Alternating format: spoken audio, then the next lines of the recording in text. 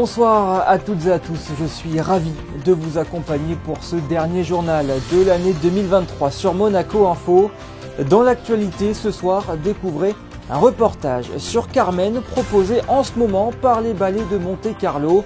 Un classique des ballets revu cette fois par le Suédois Johan Inger. Nous reviendrons ensemble sur la performance de nos Rockaboys au All-Star Game hier soir.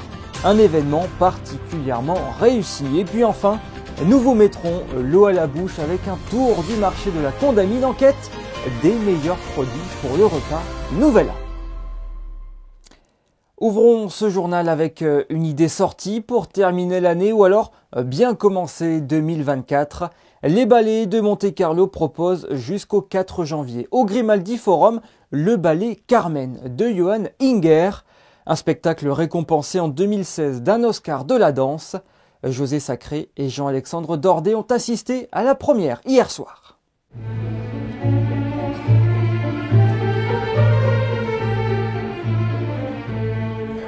Après le triomphe de la nouvelle création de Jean-Christophe Maillot, L'Enfant et les Sortilèges, présenté du 20 au 23 décembre, c'est en compagnie de Carmen que les spectateurs de la salle des presses du Grimaldi Forum entreront dans la nouvelle année. Cette Carmen, dansée par la compagnie des ballets de Monte-Carlo, est une pièce de Johan Inger qui a valu à ce chorégraphe suédois un Benoît de la danse en 2016.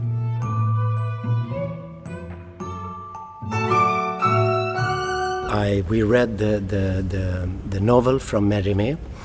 And we understood sort of the dynamics in between men becoming violent with women, domestic violence, and we wanted to enter a little bit that subject. So what we did was to replace Michaela in the opera, and we replaced her with a child that still is innocent, that is still unwritten page, and we were interested to have her become a witness to all this violence. And the question being, is this something that is inheritable? Is it a vicious cycle that will just continue? Or is it something that it's up to the person to break that cycle?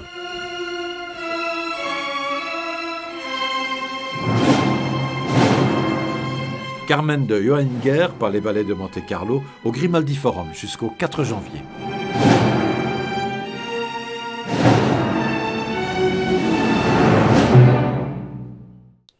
En bref, dans l'actualité sportive de ce dimanche, la 15e édition de l'Africa Eco Race s'était lancée hier soir à 19h depuis le quai Antoine Ier. Direction le Lac Rose de Dakar au Sénégal pour tous ces pilotes. L'arrivée est prévue le 14 janvier. Ce samedi soir, c'était la fête du basket français à l'Accor Arena de Paris. Le All-Star Game de la LNB a été une véritable réussite, tant dans les concours individuels que pour le match des étoiles. Un match dans lequel il y avait 5 représentants de la Roca Team, Sacha Obradovic, coach de la Team France, Mathieu Strazel, Alpha Diallo et puis les 2 showmen du soir, Eli Okobo et Mike James. D'un côté, Okobo a été le meilleur joueur de la Team France avec 35 points et 9 passes décisives. Et puis de l'autre, James a tout simplement été élu MVP de ce match de gala grâce à ses 34 points, dont 15 inscrits dans la prolongation d'un match qui s'est terminé sur un score de 154 à 149 en faveur de la Team Monde. À noter la performance historique du jeune arrière parisien Nadir Ifi qui a battu le record de 3 points inscrits dans ce match des étoiles avec 10 réussites de loin sur 19 tentatives et il a égalé par la même occasion le record du nombre de points inscrits au All-Star Game. Ce lundi 1er janvier à 21h, nous rediffuserons sur Monaco Info le documentaire exceptionnel Le Prince par lui-même. Un documentaire sur la vie du prince Régnier III dans lequel il se raconte, accompagné par une narration de Fanny Ardant. Fabien Bonilla a rencontré le réalisateur de ce long format, Yann-Anthony Nogues. Écoutez cet entretien. Yann-Anthony, bonsoir. Bonsoir Fabien. On va rentrer dans le vif du sujet. D'où est venue cette idée de documentaire Le Prince Régnier par lui-même ? L'idée de ce documentaire, elle est venue directement de la princesse Stéphanie, qui assure la présidence d'honneur du comité de commémoration. Et ce qu'elle voulait, c'était un documentaire aussi authentique, aussi sincère, aussi intime que possible. À partir de là, on s'est dit comment est-ce qu'on peut être au plus proche de ce que le prince Régnier aurait voulu, tout simplement en le faisant parler lui-même. Et donc c'est le défi qu'on s'est lancé. Et si on permettait au prince Régnier de raconter lui-même son histoire, c'est ce qu'on a fait. C'était un défi. C'est ça l'originalité, parce qu'effectivement les histoires, la rencontre avec Grace Kelly, les conflits avec De Gaulle ou Nazis, on les connaît, mais effectivement là c'est lui qui raconte toute cette histoire du début à la fin. Alors vous dites qu'on les connaît, c'est ça qui a été intéressant aussi en préparant ce documentaire, c'est que je me suis rendu compte que les moins de 30 ans, c'est une histoire qu'ils ne connaissent pas si bien que ça. Ouais. Et finalement, ils se rendent compte que le prince Régnier est un prince très important qui a œuvré pour la principauté, mais ils n'en savent pas toujours grand-chose. Et donc, c'est vraiment ce qui nous a animés aussi en produisant ce documentaire. Mais même pour ceux qui connaissent l'histoire, il y a cette originalité parce qu'effectivement, il y a Fanny Ardant qui est narratrice, mais c'est lui qui raconte sa propre histoire. C'est lui qui raconte sa propre histoire. Alors, on avait plusieurs choix. On s'est dit, est-ce qu'on fait appel, 2023 oblige, à l'intelligence artificielle? Il est possible aujourd'hui de reproduire quasi à l'identique la voix de quelqu'un. Ça a été fait par Netflix avec Andy Warhol. Et on s'est dit, est-ce qu'on pourrait se permettre de reproduire la voix du prince Régnier? Là, on s'est dit non. Ça ne correspond pas au projet. Restons dans l'authentique. Alors à ce moment-là, on a discuté avec Vincent Vatrican de l'Institut audiovisuel de Monaco et ses équipes. Et on s'est dit, et si on réunissait tous les enregistrements sonores du prince Régnier entre 1949 et 2005. Ça doit être un travail de dingue. C'est un travail important. Heureusement, les équipes de l'Institut connaissent leurs archives sur le bout des doigts, mais vraiment, parce que c'est important. On a réuni plus de 845 documents, donc interviews télévisées, interviews radio, photos, etc. Et ça, c'est la matière dont notre monteur disposait. Moi, j'ai pris un plaisir fou à tout écouter. Donc on a écouté tous les enregistrements publics, privés, professionnels, de radio, de télévision et autres. Et donc j'ai passé des dizaines d'heures à écouter, à retranscrire les propos du prince Régnier, à les répartir par thème, les animaux, l'ONU, le cirque. Et c'est comme ça ensuite qu'on raconte l'histoire. Et en mettant bout à bout des extraits d'interviews, on arrive à raconter, à tirer finalement le fil de sa vie. Mais pour cela, malheureusement, on ne pouvait pas tout faire uniquement avec sa voix. Donc on a ressenti le besoin d'avoir également un narrateur, en l'occurrence une narratrice, et là c'est aussi la princesse Stéphanie qui a eu l'idée, qui avait la légitimité, qui avait le talent, qui avait la voix, quand même une voix à mettre à côté de celle du prince Régnier dans le film, donc c'était important. Tout de suite, elle a pensé à Fanny Ardant. Avec une légitimité à Monaco, puisque son papa a travaillé au palais. Son papa, le colonel, d'abord le capitaine, puis le colonel Jean Ardant, a été le précepteur du prince Régnier à Montpellier lorsqu'il passait son bac, et ensuite est devenu le gouverneur du palais. Donc Fanny a passé son enfance à Monaco. Et l'enregistrement de sa voix était un moment fantastique, parce qu'elle a un tel attachement pour Monaco, mais surtout pour le prince Régnier et pour la princesse Grace. C'était sincèrement émouvant. Je ne m'attendais pas à ce que ce soit aussi émouvant, et cadeau bonus, c'est mon cadeau de Noël. Dans les prochaines semaines, on va réenregistrer la voix de Fanny, mais en anglais cette fois, parce que le documentaire va être diffusé sur un grand réseau américain. Je ne peux pas le dévoiler, mais c'est très connu et c'est une très bonne nouvelle pour nous, pas simplement pour nous en tant que producteurs ou réalisateurs, mais même pour la principauté, parce que ça veut dire que le prince Régnier va être vu, son histoire va être vue aux États-Unis sur un grand network. Et c'est inédit, j'imagine, autant comme ça de documents, autant d'heures d'interviews du chef d'État qu'il était?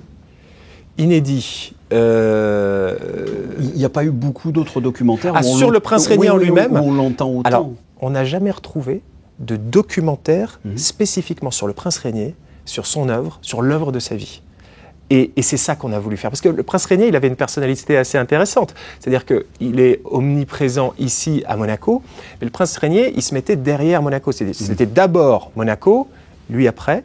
Et ensuite, à partir de 1956, c'était la princesse Grace qui prenait toute la lumière et tous les photographes étaient sur elle. Et lui, il faisait un pas de côté. Et donc, il mettait un petit peu la princesse et sa beauté, son rayonnement en avant.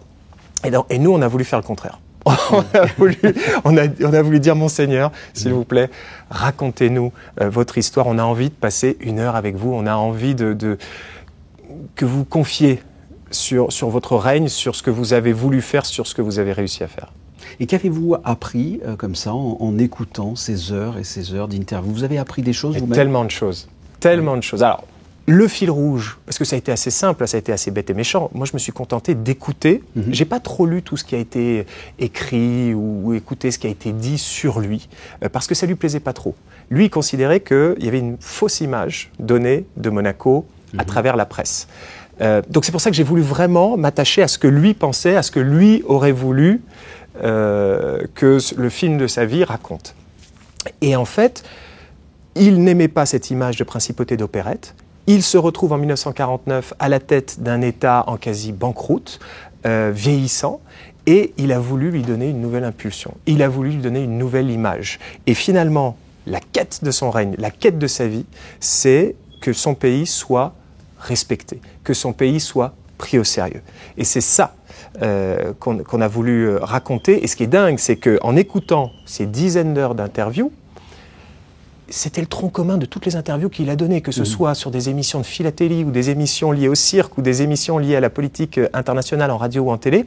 C'était toujours le même message. C'était toujours la crédibilité de la principauté. Et vraiment, il n'a pas varié. Ça, je veux dire, on peut penser qu'il était un petit peu timide, était réservé. En fait, il n'aimait pas les paroles vides de sens. Il n'aimait pas parler pour ne rien dire. Donc, quand il parlait, il fallait que ce soit juste. Quels ont été les retours, peut-être après les projections? Parce que quand on est réalisateur comme ça d'un documentaire, le jour de la projection, la représentation comme ça, on est un peu tendu, j'imagine. Quels ont été les retours? Retours peut-être de la famille princière aussi? Alors, alors je ne me permettrai pas de dévoiler les retours de la famille princière, mais j'aurais essayé. En fait, ce documentaire, ça a été un double cadeau. Le premier cadeau, c'est la possibilité de le faire, de le produire. Parce que c'est un privilège, c'est fantastique. Pour un monégasque, c'est un privilège de travailler sur la vie du prince régnier.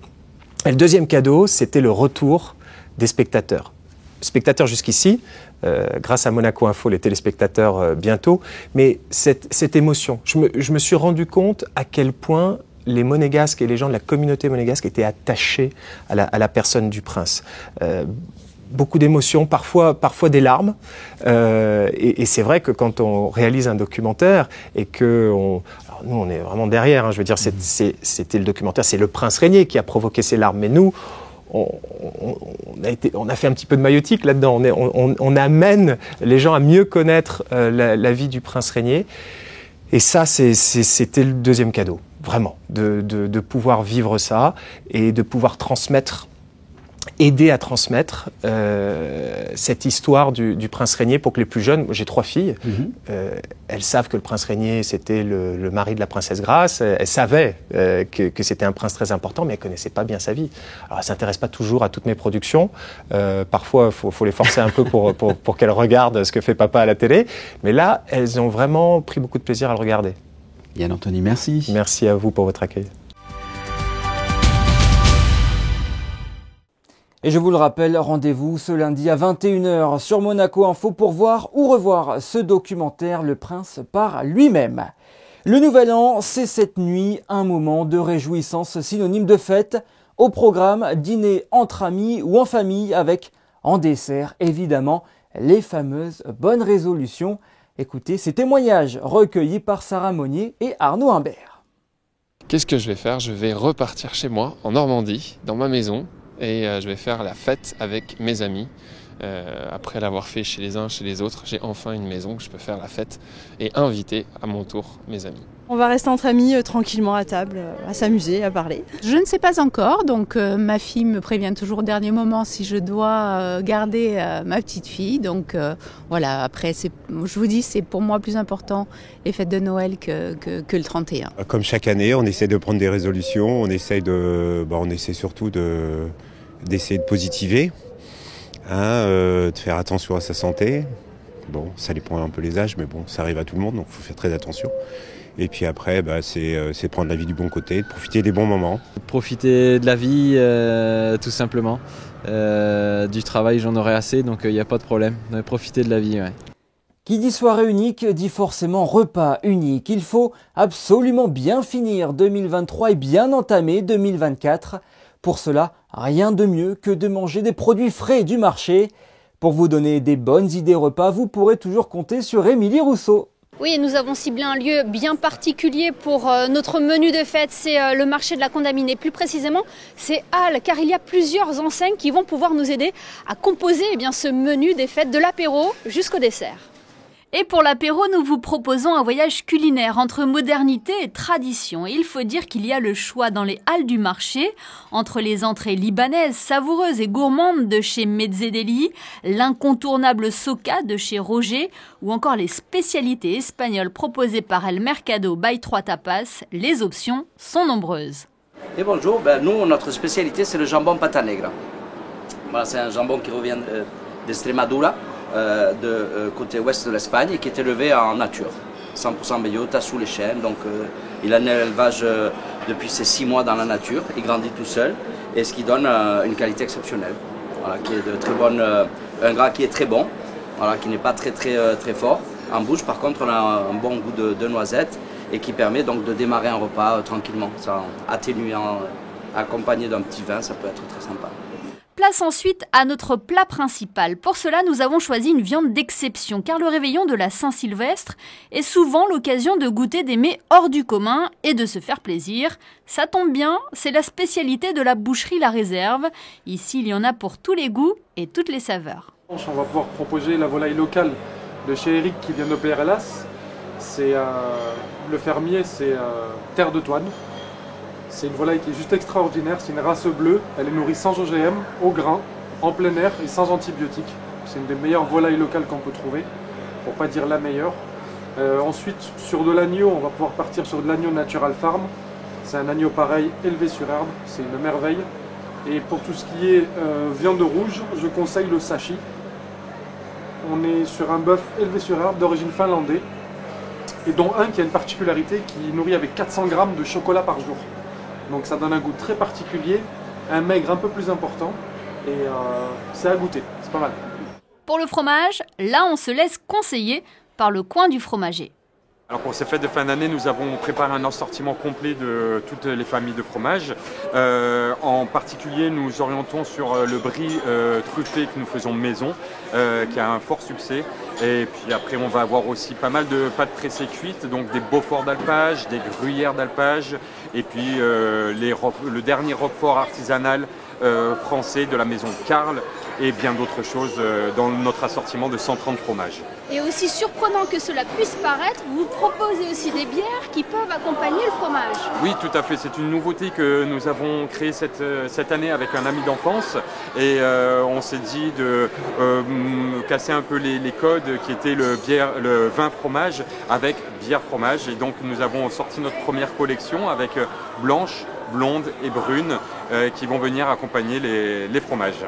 En dessert, la traditionnelle bûche est un incontournable au chocolat ou à la châtaigne mandarine de chez Mitron, la boulangerie artisanale de Mauro Colagreco.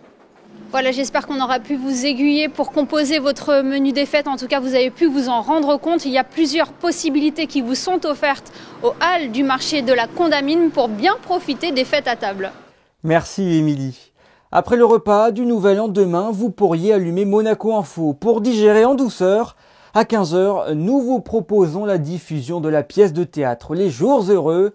Il s'agit d'une comédie de Claude-André Puget datant de 1938 dans laquelle le prince Régnier III avait joué alors qu'il était lycéen à Montpellier. À l'occasion du centenaire de sa naissance, le studio de Monaco a réinterprété cette pièce légère et pleine d'humour jouée par de jeunes comédiens. La météo, à présent, comment allons-nous débuter 2024 ? La réponse avec Christinda Thomel. Bonsoir Christinda. Bonsoir Yannick, bonsoir à tous. Et bien pour ce premier jour de l'année 2024, le temps se partagera entre le gris et le bleu. Le matin, le ciel sera dégagé avec de belles éclaircies, mais l'après-midi sera plus nuageux. Les températures monteront jusqu'à 13 degrés. Le soleil se lèvera à 8h02 et se couchera à 17h04. Demain, nous fêterons les Basiles. Ce dernier journal de 2023 touche à sa fin, mais restez bien sur Monaco Info puisque dans quelques instants à 19h, nous diffusons les vœux du couple princier pour cette nouvelle année, suivi de la rétrospective 2023 de Monaco Info.